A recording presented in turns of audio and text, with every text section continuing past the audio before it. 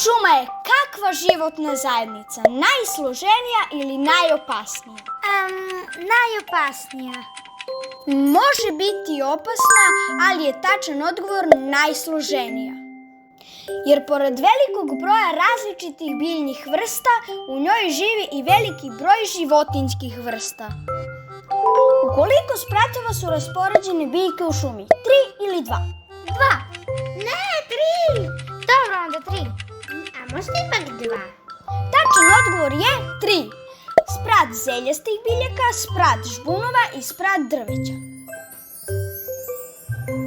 Naša zemlja ima raznovrsne šume. Šta je razlog tome? Različiti prirodni uslovi ili stalno pošumljavanje i sadnja brojnih vrsta. Pod B. Ma kad si ti video nekog da sadi drveće? Tačan odgovor je pod A. Različiti prirodni uslovi kao što su geografski položaj, nadmorska visina i vodeni resursi. Koje šume su zastupljene u ravnicama i podnožjima brda? Šume smrče ili šume hrasta? Neka bude hrast. Hrast je drvo koje voli nižu nadmorsku visinu i topliju klimu. Može imati i više od 500 godina. Na kojoj visini rastu šume bukve? Na najnižim visinama u suvim uslovima ili na većoj visini gde je hladnije i kišovitije? Pod B.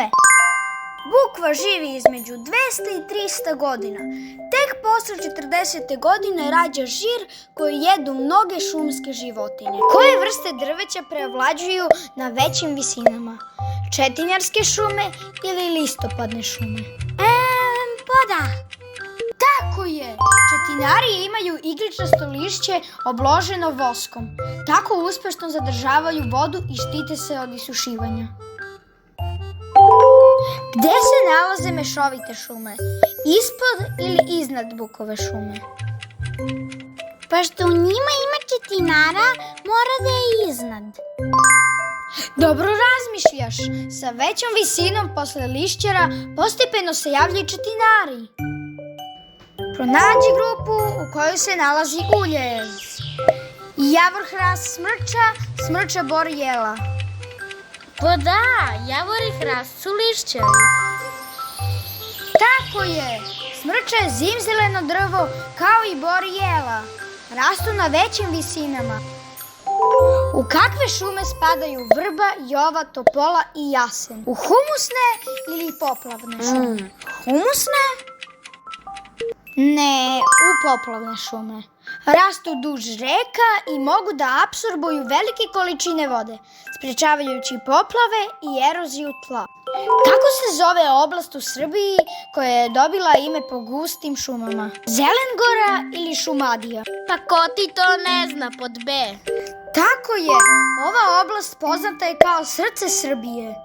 Nažalost, veliki deo tih šuma isključen je za poljoprivredu i naselja.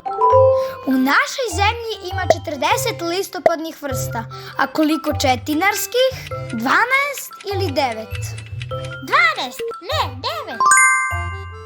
Tako je, od četinarskih vrsta najzastupljeniji su smrča, crni i beli bor i na kraju jela.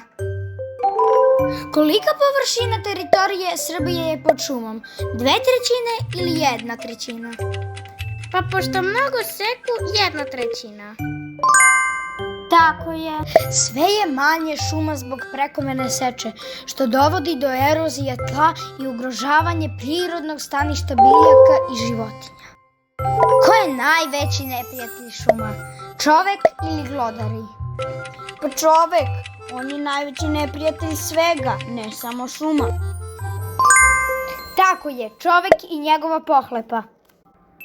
Neregulisana i prekomerna seča šuma, zagađenje, požari, krčenje šuma za dobijanje poljoprivrednog zemljišta. I najnovija betonizacija. Pa dokle više?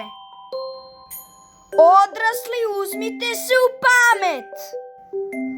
Ostavite nešto iza nas i za našu budućnost.